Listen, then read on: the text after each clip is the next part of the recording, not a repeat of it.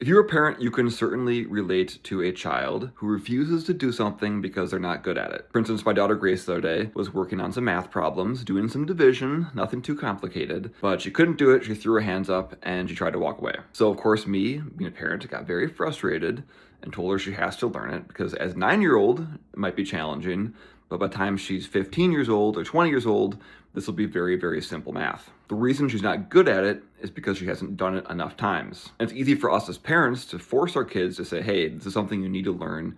You need to put in the repetitions and you need to get comfortable doing it. But as adults, we don't really have a lot of people in our lives that do that. So when we say we're not good at sales calls, or we're not good at creating content, or recording videos, there's nobody to tell us, hey, you just haven't done it enough times.